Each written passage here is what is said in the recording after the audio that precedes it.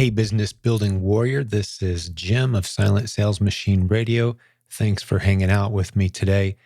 It's just you and me, no guests today. I'm going to talk for a few minutes, and this is specifically aimed for those who are trying to decide if Amazon selling is for them or not. Maybe you're already doing it, and you're trying to decide if this is where you really want to be.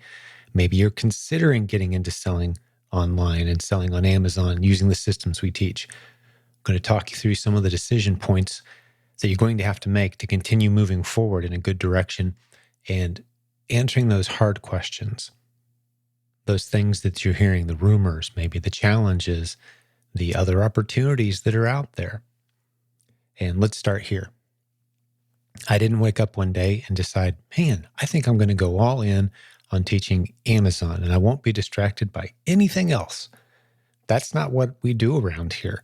The reason we are so focused on Amazon is because it's generating ridiculously consistent success stories for our community, as evidenced by the 1,500 tagged posts you can see in our 70,000 member Facebook group. That's a lot of people saying, hey, this works. Coaching program going on since, what are we coming up on, 18, 19 years now, with thousands of students and just numerous success stories. If you come to one of our live events, you see the stage is full of people who have been through our program, succeeded. They've taken on a leadership role of some kind, creating content or stepping up and being a coach, and they're telling their story, their journey. So it's not some kind of random decision we made. But I realize it's not for everyone. But if I gave you some homework today, if you were to pause and kind of think through, here's all the reasons why I don't think selling on Amazon is a good fit for me. Maybe you're still in that considering stage, or maybe you've been doing a little while and you're looking at some other options. I want to talk to you today about this. Here's the reasons why I think it might not be for me. Make a list. Let's put down a good list. Be creative. Put everything you can possibly think of on that list. And I'm pretty sure I'm going to address whatever you see on that list. This isn't me trying to sell you on an idea that suits us. This is me making sure that you don't walk away from a great idea that suits you. It may not be a great fit for you. It's not the perfect business for everybody. Many people don't even want to have a business. I don't know why you're listening to this podcast if that's you. But let's assume you want to have a business, and we've talked on other recent episodes how to define the perfect business for you, and there'll be some overlapping content from those. But I've got some new things to share with you as well today, just to help you make sure you're clearly thinking through what it means to sell on Amazon. And again, the premise is, and you heard me talk about this on past recent episodes, the premise is we'd like to have a business in our pocket. We'd like to have the flexibility to work when we want to work. We'd like to have the ability to scale the business to the point where it's just numbers on a page and other people are managing the business. Amazon is all those things and so much more. Now, you may be thinking, well, there's other businesses out there that could be that. I absolutely agree. But the reason we focus in on Amazon so much is because it's the lowest hanging fruit. Amazon is the monster opportunity. Half of all transactions in the United States any given day online are happening on Amazon. The majority of those transactions are happening from private third-party sellers like you and me, selling on that platform. It's only getting bigger. The numbers are only going up. Yes, we're seeing some different economic signs, the cultural challenges, etc. But my premise is, of the entire landscape of opportunities that are out there, you're going to be very hard-pressed to find something else that looks and feels like this opportunity. And that's what we're going to talk through today. I've got several points I'm going to make. I'm probably going to bounce around. I thought about trying to put it in a nice, neat outline for you, but I'm just going to bump through in no particular order some of the challenges that are raised. And maybe if you paused and made your list, here's the things that have me concerned. Here's the things I'm thinking of doing instead that might be a better fit. I'm just going to talk through them. And I'm not sure how long this episode will be, but I'm happy to go deeper on any of these subjects if you'd like. And we probably have a podcast episode dedicated to each of these at some point where I dove really deep on each of the points I'm about to make. But this is a highlight. Again, helping you make a really good decision. Is having an Amazon selling business for me? I got to make a decision. I hear you guys talking about it all the time. I see all the success stories. I'm not sure if it's for me. So let's just start going through. The first thing on my list, the learning curve argument. The learning curve argument. Of the entire landscape of business opportunities that are out there, I'm very hard pressed, especially when it comes to e-commerce, business in your pocket type of opportunities. I'm hard pressed to find anything that has a shorter learning curve than selling physical products on Amazon. Many students in our community start off by just listing a few things around the house. Now, you might run into some gating issues.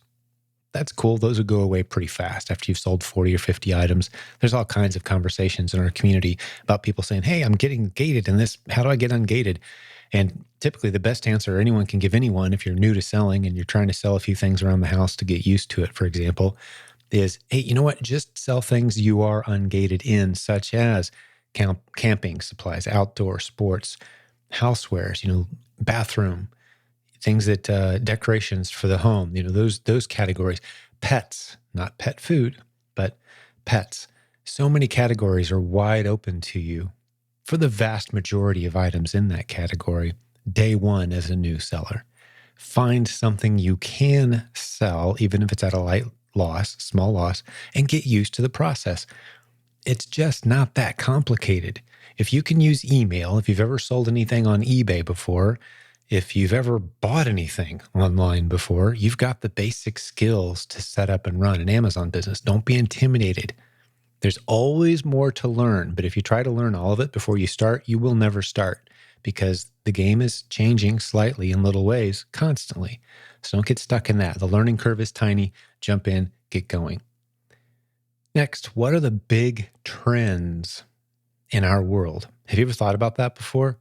Maybe some of the great business opportunities that were awesome 10 years ago that have kind of gone away. And where's the world heading 5-10 years from now? When you take the time to think about it that way, some of the things I've already said make the Amazon opportunity look very attractive, the Amazon selling opportunity, because, again, the big trends are heading in that direction. One of the questions I ask all the time in this community, because it illustrates very well the point that I'm making here, is this: what percentage of all retail in the United States is currently happening online? I'll repeat the question. What percentage of all retail activity in the United States is happening online? I've heard guesses as high as 70%. I've heard guesses as low as 2%. The correct answer is about 15-16% currently. Why is that a significant number, that only 15 or 16% of all economic activity in the United States, all retail sales, is online? Because there's plenty of room for growth. The future looks very bright. That's the big trend I'm helping you identify right now. The big trend is the future looks very bright for people who have basic e-commerce skills, who can find products that they can buy low and sell high online, the logistics of that, the platforms involved. Right now, Amazon is the huge opportunity. But I can tell you this, as those big trends shift over time, we're not going to start to see a reverse back to the way the world used to be when it comes to retail. It's clearly heading, and all projections tell us that 15 or 16% will soon be 20, then 25, then 30 in the next 10, 20 years. That's the direction we're heading. So the opportunity is growing. It's expanding. The skill set you'll be getting will be making you more valuable in the world, take you in many different interesting directions. Remember, we treat the basic models that we teach around here as the foundational concepts that will eventually take you into bigger and greater opportunities should you choose to pursue them. And we've seen that happen for many, many people in our community. They become coaches, they become content creators, maybe they open up a prep center, they become consultants for third-party companies trying to get brands online. They launch their own brand and sell it, become an expert at buying and selling brands. They partner up in creative ways. E-commerce is so expansive, and you've heard me emphasize all the time, as long as you're pursuing new relationships and you're playing a supportive role in those new relationships as you pursue them and you learn this skill set, it's going to open up so many doors. So that's the big trend argument. You don't want to get into something that's already expired, that's already extinct. You don't want a business model that's trending downwards, fewer and fewer people interested. Right? There's still people crazy about beanie babies, for example. Remember that big 90s craze? People were buying them for $5 and selling them for 50 on eBay. Beanie babies. Look it up if you don't know what I'm talking about. Amazon is not the beanie babies. Beanie babies have gone away.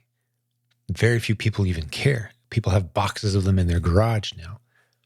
The bigger concept of selling on Amazon, however, the convenience of being able to stay home and order things and have it on your porch within an hour or two, and the expanding operation of companies competing with Amazon in that space, and understanding the moving parts and how you can serve customers using those platforms, that is an expanding opportunity. It's not shrinking.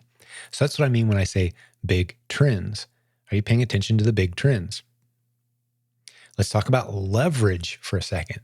I don't talk about this very often on this show, but when you look at the world, and this ties very well into the big trends argument, when you look at the world through the eyes of leverage, you've probably heard it said, with a lever, you can move about anything, like a seesaw.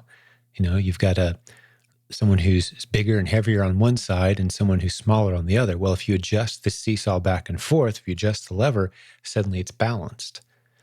And you could just use one little finger and raise a whole lot of weight with a proper lever, right? So what are the levers available to you right now that maybe the whole world doesn't understand yet?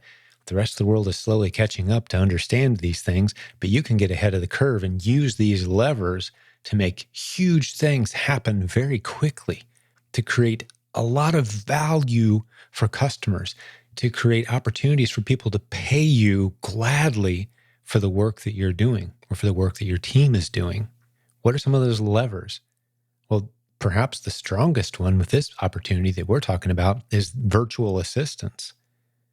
People who right now, by the hundreds of thousands, are in the Philippines, excited and eager to work for a few dollars per hour for anyone with an online opportunity that can help them find meaningful work. We've got a system here, the Amazon Replen system. Once you understand it, we can train one of those virtual assistants for you, or you can hire them yourself off of an online outsourcing site, and you can put them to work, doing work that provides a lot of value for you for a few dollars per hour, finding very profitable items that you can flip online. You can hire another virtual assistant who shops for you. You can hire another virtual assistant who monitors your account. We're actually in the process right now of duplicating the success of some of the members of our community who have completely outsourced their entire operation to a series of virtual assistants who manage their entire operation. That's happening. It's possible. That's leverage. Not everyone in the world understands the power of using leverage to grow an e-commerce business.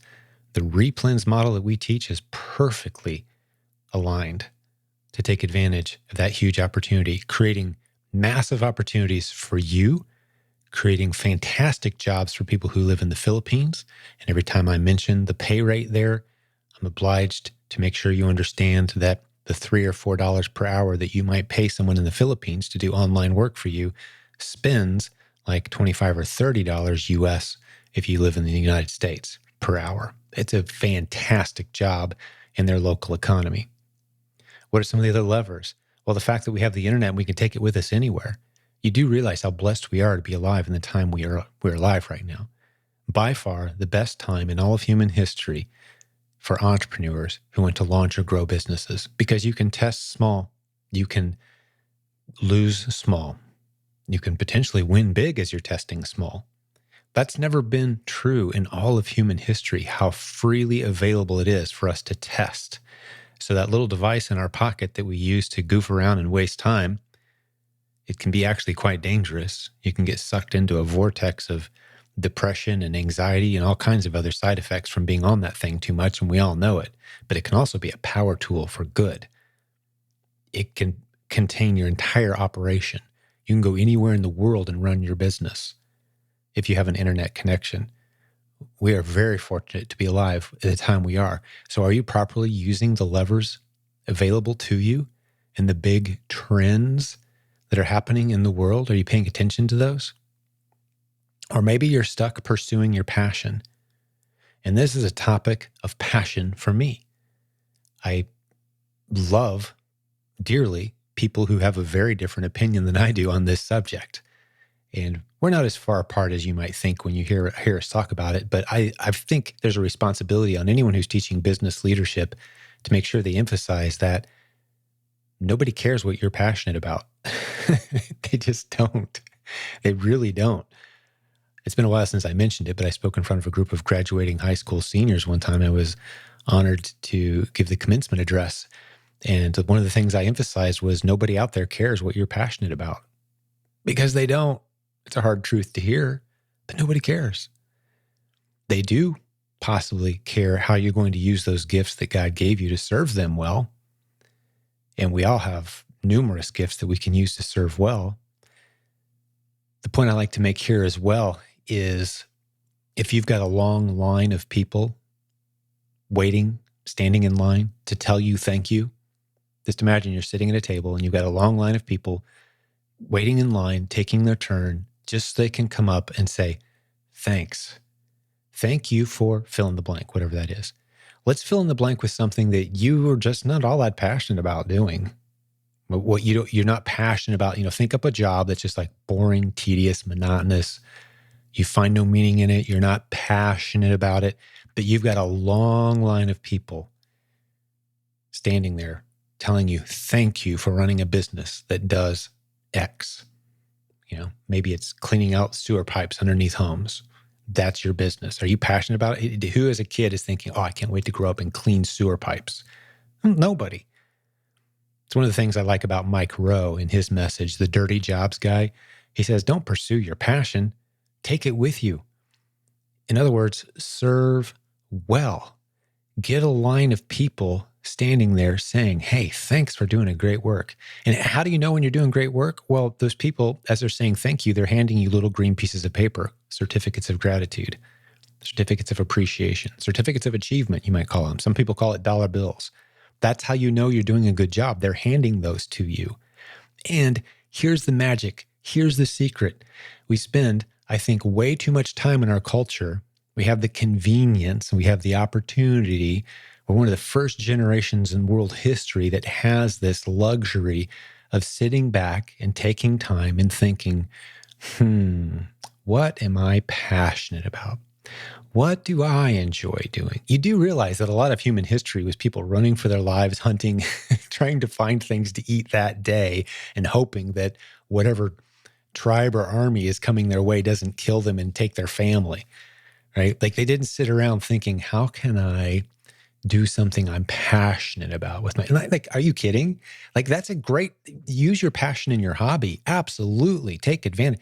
Find hobbies that you're passionate about. I'm passionate about playing basketball. I'm passionate about running. I'm not operating under the delusion that anyone's ever going to pay me to do either one of those things. However, it's irrelevant. I'm passionate about serving my customers well, however. So even if I'm selling a screen door repair kit, one of the actual items that we sell in our few thousand units of inventory, I'm not passionate about screen door repairs, but I am passionate about providing a product to a customer who has tremendous amount of convenience in going to Amazon and finding something that I paid $20 for, and they're very willing to pay $45 because they can't find it anywhere, and they're going to have it on their desk tomorrow, and they need it because they got mosquitoes coming in their office window because there's a hole in their screen door. And they could fix it now. And they would have paid $80 for that thing. And they're thrilled. And for the work that I did with my team in finding that product. So am I passionate about selling screen door repair kits? No. I am passionate about people lining up telling me thank you, as evidenced by handing me green pieces of paper called dollar bills, certificates of gratitude. So stop pursuing your passion and thinking that it has to be tied to your business. Pursue it. That's fine. Make it your hobby. Do it with your free time. Maybe that does turn into money. That's awesome. It happens for a lot of people. But it's just as awesome that you begin serving people and you become very passionate about hearing them say thank you over and over and over again. It doesn't matter what work you're doing, you will become passionate about that work if you've got a whole bunch of people saying, hey, man, that's great. I mean, think of this example. You hear of athletes from time to time, just truly gifted athletes. For the first time, they play a sport and the crowd goes crazy because they're really good at it. They pick it up so fast. Naturally gifted, talented athletes, they weren't passionate about that sport before they played it. They became passionate when people showed their appreciation. There's something powerful about a group of people showing appreciation. Even more powerful if they're putting money in your pocket because they appreciate it so much that they're willing to pay you for what it is that you're providing. You will become passionate about that business. It will happen. So don't pursue your passion. Pursue profitable business models where you have a long line of happy customers who are thrilled to have done business with you. And Amazon presents that opportunity to you. So that's the passion piece. Next, the time argument. Oh, Jim, I just don't know. I don't have the time to commit to this. I've heard there's a bit of a learning curve here, which I already addressed. How much time is this going to take for me to maintain? Now, there is going to be some time required. With anything worth doing, there's going to be a sacrifice of time required. There's going to be a learning curve there. Don't get stuck in learning mode for months on end. That's ridiculous. Jump into the proven Amazon course. Do the steps that we show you. Maybe get into our Kickstart program. That's small groups of new students being encouraged and ushered into those first few steps by one of our coaches on our team. It just costs a few dollars. Now, the proven Amazon course, $29. I think the price is going to go up pretty soon, though. Keep an eye on that. You'll be grandfathered in at the old price, $29 per month. Once it changes, you're not going to be grandfathered in. You'll be paying the new rate if you wait. So don't wait. But you can pay a few more dollars. It's either $30 or $37, I don't remember, and that gets you multiple sessions in a small group with other recent students with a coach talking you through those first few steps.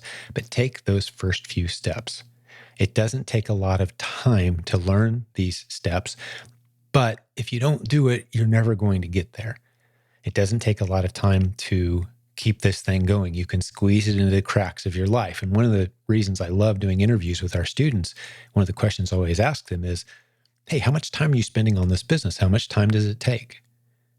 And this is another way to destroy that whole passion argument too, by the way, because you can spend 80% of your life pursuing the things you're passionate about if you spend 15 or 20% of your time building a profitable business. That, trust me, you will become very passionate about it when it starts generating significant profits. But you're doing that as your business. You're spending the rest of your time doing the things you're interested in. But it takes some time to build there. But you will get to the point where several of our students have gotten to, where it's reduced down to a team running the operation. It's people you've brought in, virtual assistants. Maybe you have a warehouse. Maybe it's some local operation of some kind. Maybe it's all virtual. No one in your hometown even knows what you do for a living or comes to work ever. It's just VAs handling it all, shipping through a prep center.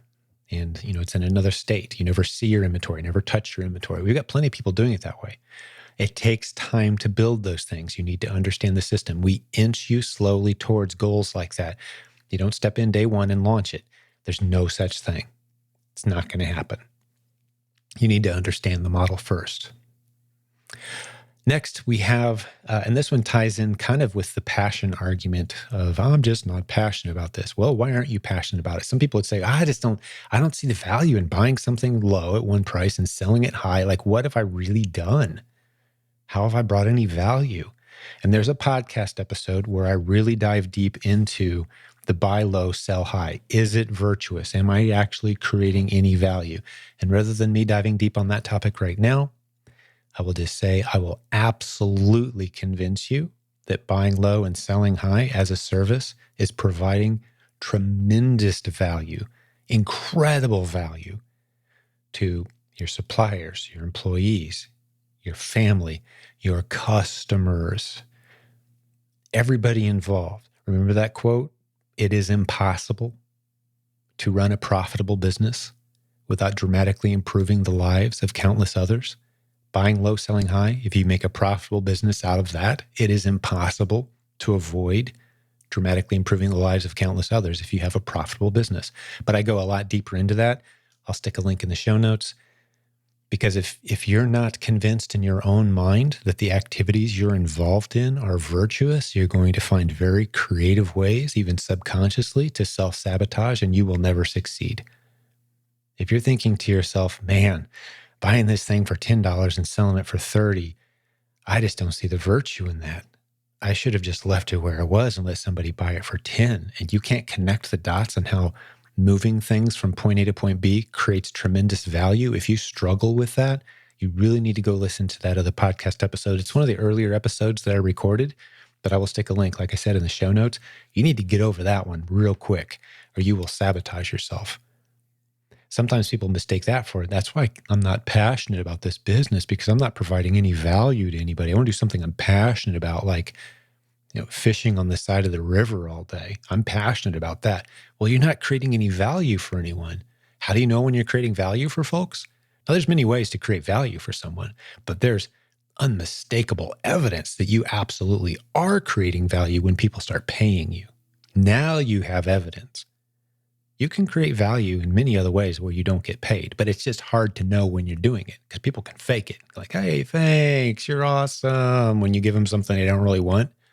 But when they start paying you, now you know for sure. You have hard evidence. Strangers paying you, that's hard evidence that they see value in what it is that you do. That's the way that you can get yourself out of that funk of, oh, I'm not passionate. You can start becoming very passionate when people pay you. All right, the intense focused effort argument. Jim, I've heard you say that I'm going to have a period of intense focused effort. This is kind of the learning curve argument. And how much time am I going to have to spend? We've talked about those things, but I don't want to sugarcoat this. There is going to be a period of intense focused effort with this business, but anything worth doing, as I've already said, it's going to require that. You're going to have to focus in for a period of time, learn some things maybe you've never been exposed to before. It's going to be a little uncomfortable. It's going to be a little difficult. You're going to find yourself going back and relearning some of the same basic lessons.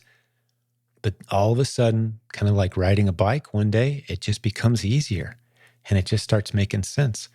And you're looking back over your shoulder at what you thought were mountains, and they're just these little tiny speed bumps that in your mind, for some reason, they were huge, and you'll cruise right over them from now on when you see those things. But that's anything worth doing, every business model out there. So if we're comparing, should I be selling on Amazon? Is this the right business for me? Just keep in mind, you're going to have that period of intense focused effort required for anything worth doing. Stop chasing shiny business opportunities. The flavor of the month, the cool looking sales page, the guru with the entertaining, funny podcast who's promoting a new business opportunity this month. It frustrates me as much as anything in this industry to think of the tens of thousands, probably more like hundreds of thousands of people that paid multiple thousands of dollars because a few celebrity endorsements got people all excited about private label branding on Amazon over the past 15 years or so. Just sold tens of millions or hundreds of millions of dollars of people into courses and content that they never did anything with. They got in over their heads. It frustrated them. They walked away. Amazon's not for me. I spent $50,000 on courses, training, and inventory, and only sold 10 units and had to give them all away and donate them. That's a waste of time. It's a big scam. They gave the whole industry a bad name. I kind of almost wish Amazon would have stepped in and put the brakes on some of that because of the irresponsibility of what they were throwing people into the deep end of the pool. I mean, it's the equivalent of bringing a bunch of grade schoolers to the pool for the first time that can't swim and go, okay, guys, that's the shallow end where you wade in slowly. We're not going to do that. We're going to go over to the deep end and just toss you guys in. And when you're really panicked and struggling, hope somebody saves you. I'm like, no, it's irresponsible. It's crazy. What are you doing? We're the shallow end. Wade in. Okay, we're ankle deep now. How does it feel? Uncomfortable? That's okay. Get used to it. Yeah, see it warms up slowly, right? You get used to that. Okay, let's go in a little deeper now. Let's take our time. And before long, you're going off the high dive on the deep end. right? But you didn't start there. It just doesn't make any sense to me why some people try to start there. It's just common sense.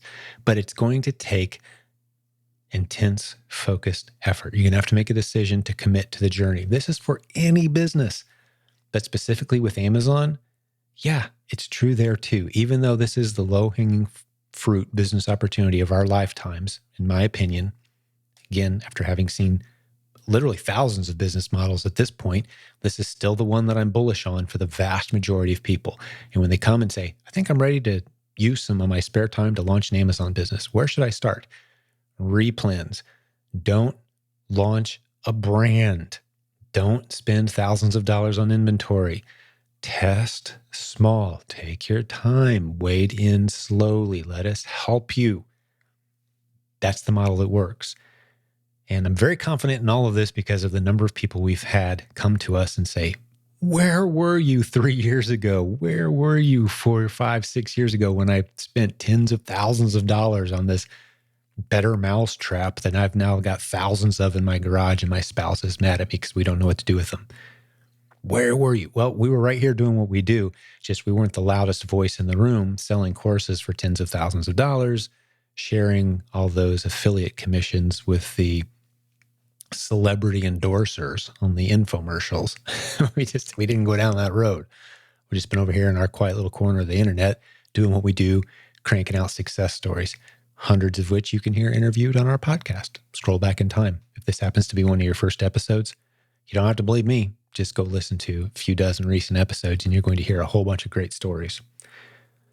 Okay, the startup cost argument is the next one I want to hit. I would say you're going to be very hard pressed to find anything that has a lower startup cost than being an Amazon seller.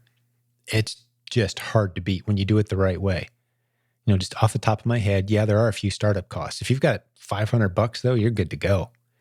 If you're struggling with only about $100 to your name, you're going to have to get a little creative. But even then, you can find inventory and flip it online.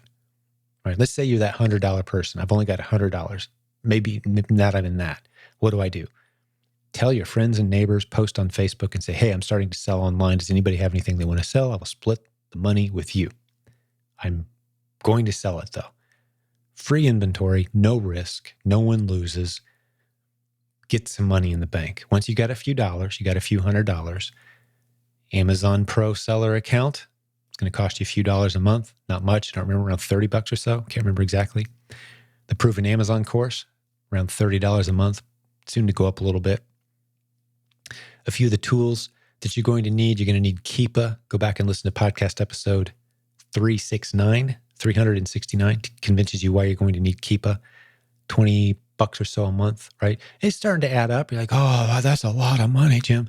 Well, you know, I was reading about people today in their 60s.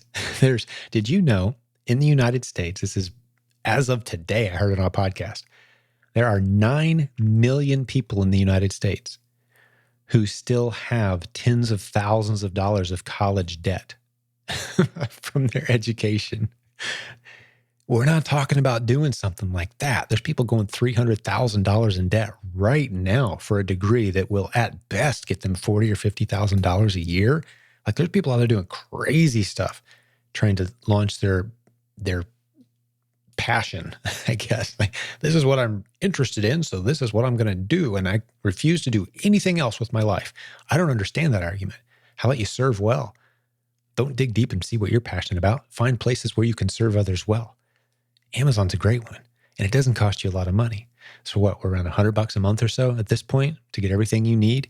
If you want to coach, we offer that. It's going to take you a little bit of money. We only work with people who are serious and positioned well to invest in their business. Yeah, that costs a few $1,000. We'd love to work with you if you're well positioned and qualified. Not everyone is.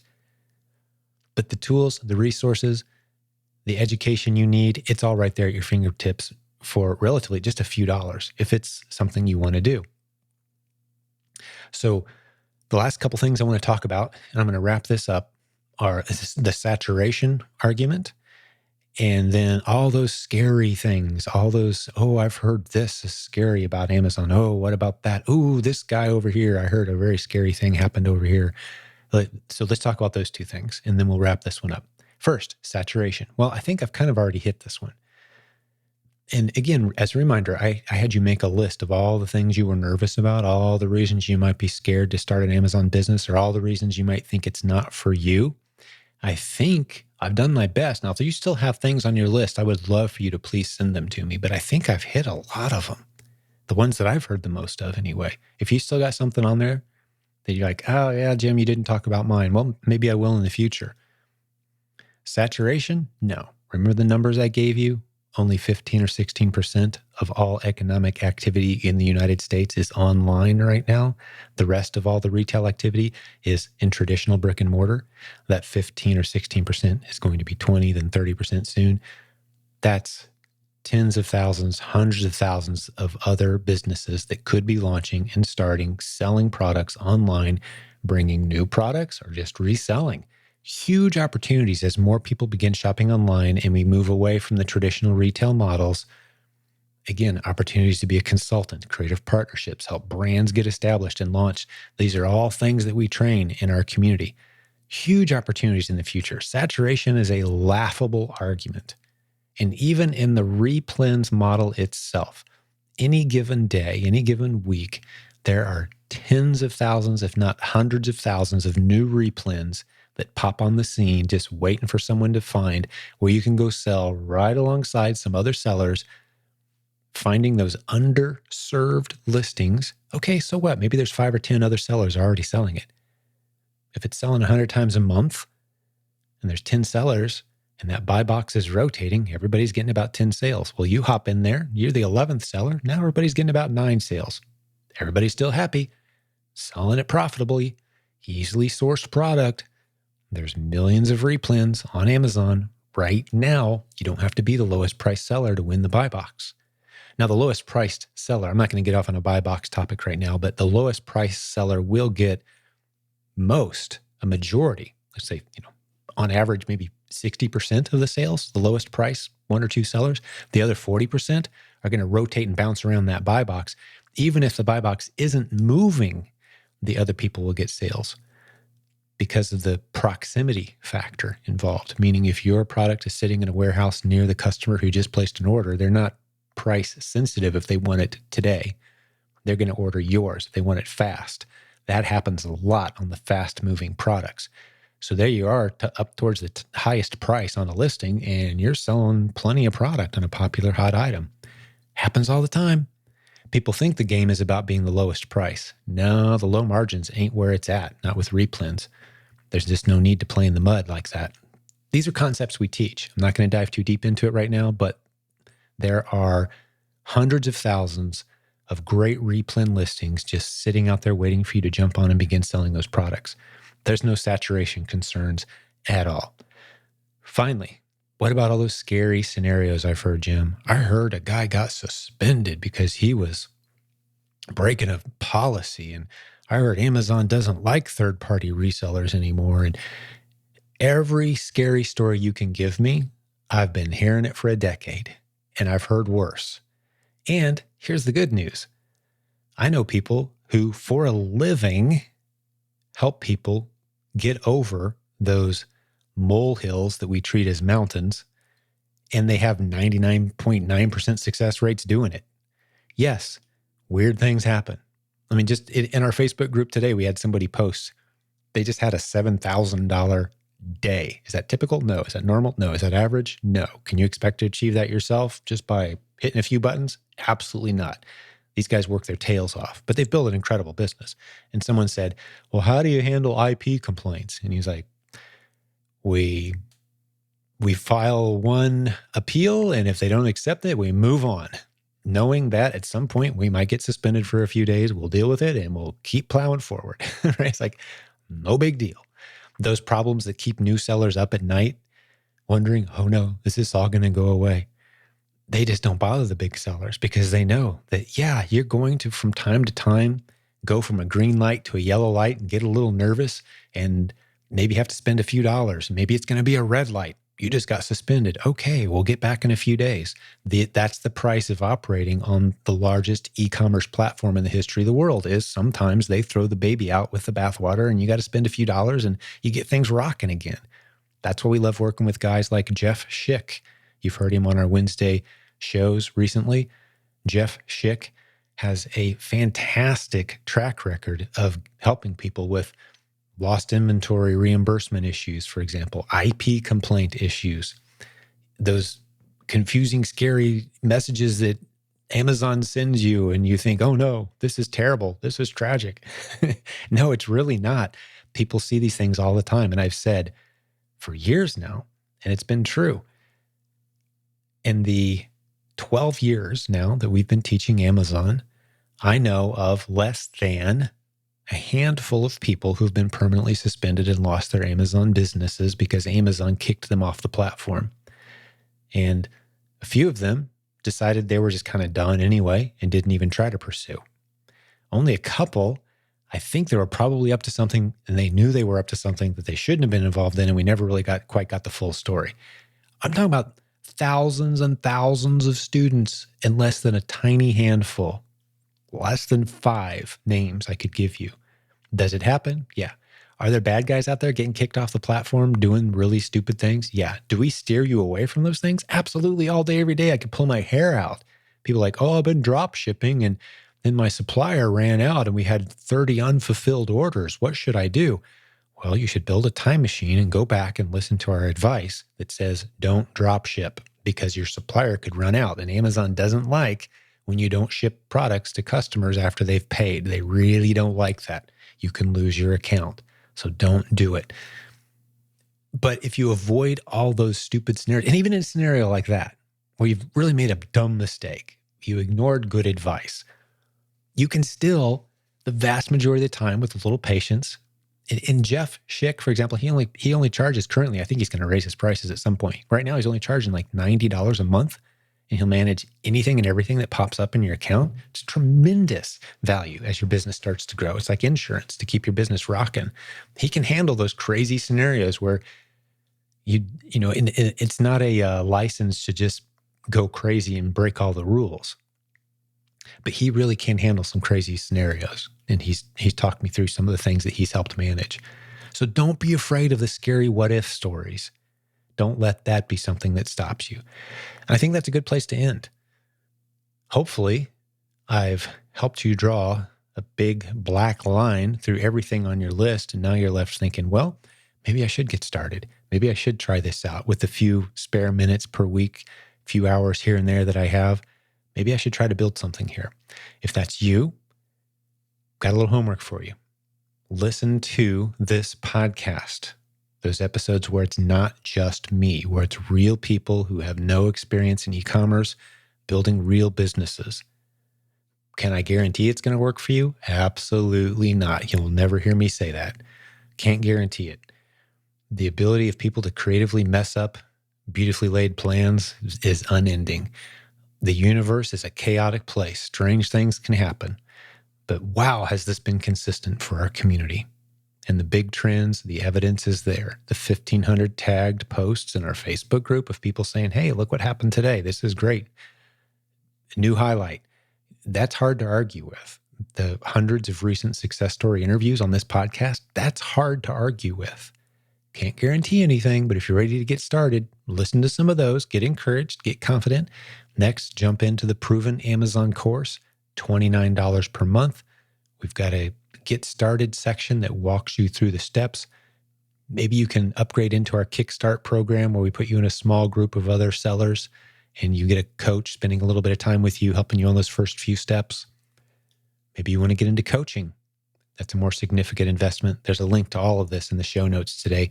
That's how you get started. And you could be one of the people who's building businesses like so many in our community. We are planning our live event for 2023 as well. We don't know exactly when it's going to be. We're looking at mid-summer 2023, maybe mid-July. Don't hold me to that. We're hoping to have some dates and a location soon, but you can certainly look at the past 10 times that we've held that event. A lot of those event videos you get with the Proven Amazon course, by the way. It's a complete collection of all of our Amazon content. It's pretty incredible. It gets better every month. But you can just see how energetic and vibrant this community is, how sold out this community is. And we're excited about building businesses, serving our customers well. We're passionate about selling online because we're seeing that it's working. We have evidence that we've built incredible businesses that serve others well. How do we know? Because they're profitable. That's the evidence we have. That's the only evidence a business can have that it's doing a good job, is that customers are willing to pay. That's how you know. And we've got a lot of people doing exactly that. If you'd like to join us, I've just told you how. Well, God bless you, business building warrior. It's been great hanging out with you a little bit today, spending some time thinking this through. I hope you made your lists, and I hope you marked everything off that list, all your excuses. Again, if we missed an excuse, hey, let me know, and I'll be happy to address it at some other later date. Just shoot it over to me. There's contact information at silentjimdotcom, where you can contact me and send me a note. Say, hey, Jim, you went through the list of all the reasons why I might not want to be on Amazon selling as a seller, and I've got some things that you didn't mention. Please do let me know, because I want to help you think it through with accuracy. And maybe it's not for you. I'm not convincing the whole world to do this, obviously, but there's a lot of people that could and should be that aren't. Maybe that's you. I'll have another great episode for you again real soon. Thanks for hanging out with me today. We'll talk to you then. Hey, before I let you go, I've got a guest today, like we've been doing once a week or so around here. Mr. Jeff Schick is joining us again. He's got a great topic for us. What's on your mind today, Jeff? Well, I want to talk about storage space today. So, a lot of sellers have been reporting that their storage limits got cut by Amazon for FBA, and I just wanted to talk about ways we can mitigate the challenge that poses, some alternative options, and then of course for sellers that need more storage space, how you can go about getting some more storage space as well. So, Okay, so for the FBA sellers who rely on Amazon to store our inventory, in many cases, now this hasn't happened to me. It's happened to a couple coaches on our team, and a few people have reported it. I think one of our coaches lost almost half their storage space, where Amazon said, "Hey, you've only got half as much space as you had yesterday. Sorry." So what's causing this? And more importantly, what do we do about it? Absolutely. So I think, number one, what's causing it is staffing issues. Amazon is in a sense, they're understaffed and overpromised for the holiday season. And so they're in, I guess like fireman mode right now, trying to put out this massive dumpster fire of not having enough people to work in their warehouses. So they have tons of products flowing in every single day, tons of orders coming in every single day, and not enough people and robots to ship the orders out. So we've got, a massive logistical challenge that Amazon's trying to solve. And what we're seeing now is one way they're solving it is they're putting storage limits on, because if you have, 5,000 square feet of storage devoted to one seller who uses all of it, then it means that another seller can't get 500 square feet if they've already maxed it. So they're reducing some sellers dramatically. Some sellers are not affected at all. It really just seems to be all across the board. It's a little random almost in its application, huh? Absolutely. I mean, we've seen some massive sellers lose their storage space, which tells me that perhaps they're trying to equalize the playing field. It might be the case, but of course, it's Amazon. Who knows what the rationale is behind the Sure. Typically, it's numbers driven if you drill down, and it's customer service driven if you really drill down. But it feels kind of random on the playing field for third party sellers right now. Absolutely. So, what are you advising sellers to do? How do you prevent it if that's possible? And what are our options to absorb the blow if it does happen? So preventing it, unfortunately, there doesn't seem to be any good option for preventing it. It's numbers driven, like you said. So Amazon is making those decisions and letting you know after they've made it. So there's really not a great solution there for it. But in terms of how to mitigate the effect on your business, that's where we can really shine. And so sellers that are quick to pivot are the ones that can benefit the most from it.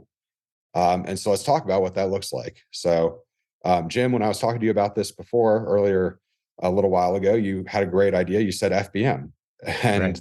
Merchant fulfill, baby. Just like when COVID struck, those of us who are prepared to use our garage or hire a friend or find some local storage space and list product as merchant fulfill, right, cleaned up.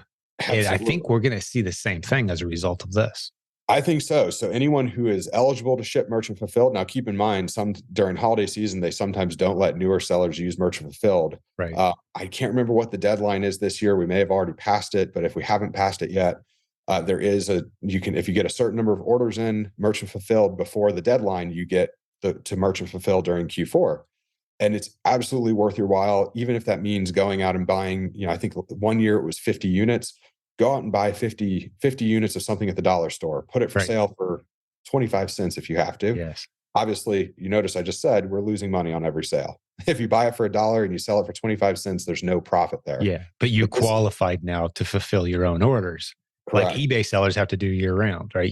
As orders come in, you're fulfilling it. You could use a prep center, you could use your garage, you can use a single mom across the street, but fulfill your own orders. Absolutely. So fulfillment by merchant, that's step one for mitigation if you can do it.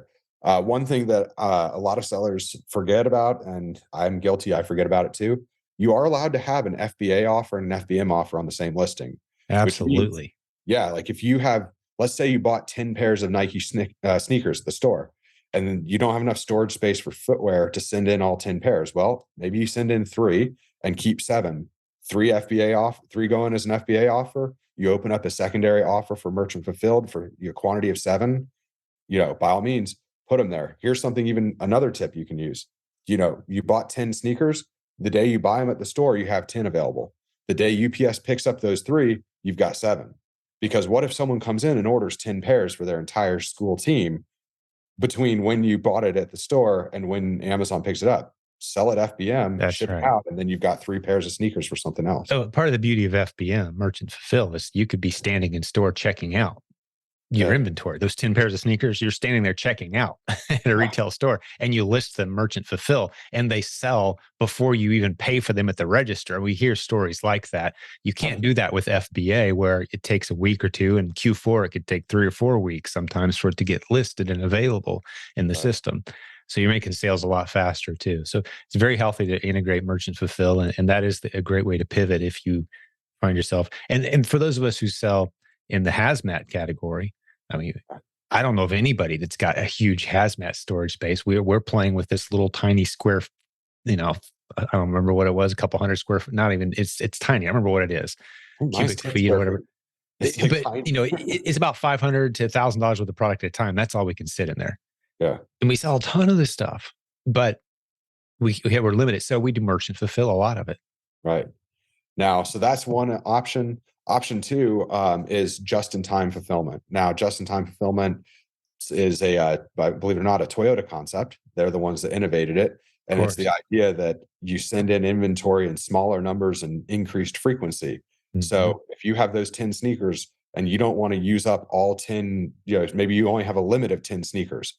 Well, we're not going to send, and we've got 10, let's assume we've got 100 pairs of sneakers with 10 different styles, 10 different ASINs, and 10 of each. Well, your options are you could send in all 10 of one ASIN, but now you've got 90 sneakers that are not selling. Or you could send in one of each ASIN and then have 9 of each to fill. And as those sell, you just keep sending in, every single day, grab another pair of sneakers, ship it into FBA. Obviously, it's not your most cost effective option, but it's better than having inventory sit on the shelf and not sell at all. It's also Yeah. better than not selling a period. So, Yeah, it's better to consistently trickle in inventory than yeah, it is to send a big load of it and it sits in Amazon's warehouse. They're going to typically punish you for that over time with, not just with the storage fees, with potentially with lower storage space available to you. Now, right. you were telling me you're hearing from some sellers who are able to buy more space. Talk me through that. So there have been some reports of sellers reaching out to seller support and saying, I need more space, and then being redirected to a buy more inventory space page. I do not know if that's available to every seller or if it's only available to certain sellers, but I know that there are some sellers that have successfully bought more. It doesn't come cheap. It's Amazon is because I guess in Amazon's eyes, if you're going to buy more storage space from them, you're taking away storage space from other sellers that they're getting for free. So Right. they're going to Right. make you pay that premium for it. But Right.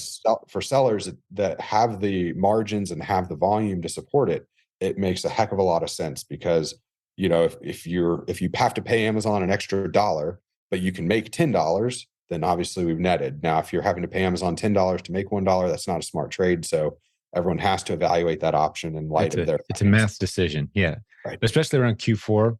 If you've got a lot of fast moving inventory, it may make sense to investigate that option. Well, I think we've given folks some good options to investigate. And if they want to talk about this more with you or any kind of legal issues or challenges with their account, how can they do that? Absolutely. So you can go to my website, you can sign up for our retainer, and then schedule an unlimited number of calls with me or my team. everyone on our team has experience selling on Amazon, and we all have legal experience as well. So you have the added bonus. You can bring legal questions, you can bring e-commerce questions, and we're happy to help. So jeffschick.com, $89 a month, and that covers you against all of your account health and other legal challenges that your business faces. And we'll stick a link in the show notes to that as well for those who are kind of guessing how to spell Schick right now. SCHICK, right? It's All right, just buddy. like the razor blade, but I don't get Hey, any that's royalties. great. I hadn't even thought of that. Yeah. So, all right, buddy. Well, we'll do this again real soon. Okay. Sounds good. Thank Thank you, you. my friend. Bye then.